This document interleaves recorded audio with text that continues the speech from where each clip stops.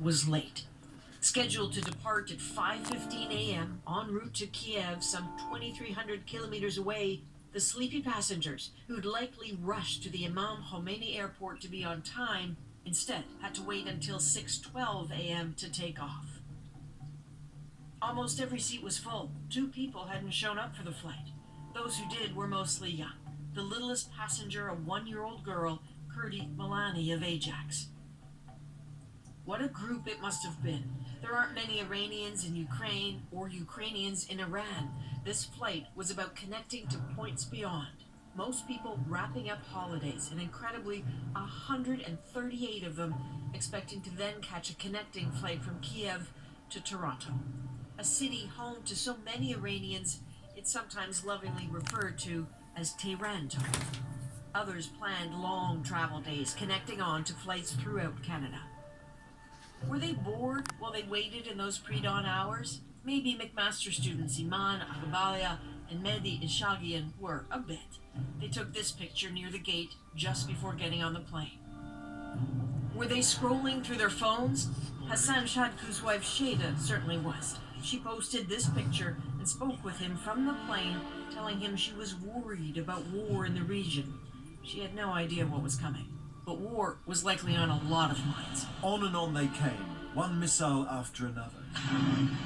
Only 4 hours earlier, Iranian missiles were hitting 2 bases in Iraq, housing U.S. and coalition forces.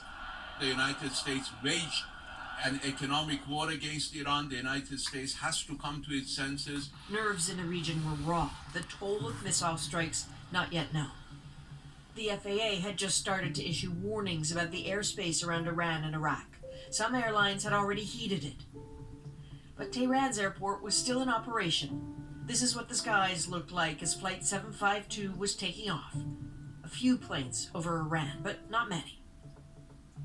The flight tracker shows while the official flight time was recorded as just under 4 minutes, almost half of that was spent taxiing. It only spent 2 minutes airborne. It reached 2,400 meters, 8,000 feet, no indication of the flight path becoming less steep as you might see with an engine failure. A failure fire was an early theory. We're a long way from knowing the truth. And then, nothing. No more coordinates broadcast. The few clues lying in the grainy footage of the last moments of the flight. A flash, a fire, and a fall. The pilot, it seems, could not or did not communicate with air traffic controllers in the last moments. One witness maintains the pilot appeared to steer the plane towards a soccer field instead of a residential area. By 6:16 a.m. it was done, a fiery, scattered tangle in a debris field several kilometers wide. These aerial pictures from a state-run news agency just after sunrise, about an hour after the crash. By 12:30 Tehran time, just after 4 a.m. Eastern, the passenger manifest was released, and a chill ran through this country. A disaster so far away, cutting so close. All those Canadians, all those people with connections to this country, including the 28-year-old member of the Ukrainian flight crew. I believe I can touch the sky, her Instagram bio reads.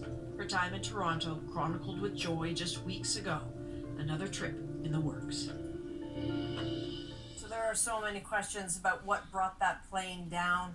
Larry Vance spent his career investigating plane crashes for the Transportation Safety Board. He's in Ottawa tonight. Thank you, sir, for joining us. We have seen some pretty shocking pictures of the debris field today, and the internet, as you know, is rife with speculation. But what would you, as an investigator, be looking for in that field?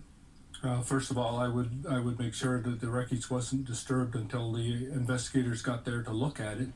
But in that field, I would be looking for signatures right away of some kind of event that happened aboard the airplane that would cause a catastrophic failure. I would be looking for signatures of potential bomb blasts from inside the airplane and potential for missile strikes from outside the airplane. That would be a starting point for me. Of course, there's a lot of investigation to be done from a mechanical point of view, but that's where I would start. And so when you look at that video of the last moments, we've all seen that today. And as a layperson, I look at it and I see, a flash, a fire, and then you see it falling. But when you look at it through your eyes, what do you see? I see the same thing, Adrian. I think that what has to happen here is that video and probably other videos that would have special vertical component out of it, trying to get that along with radar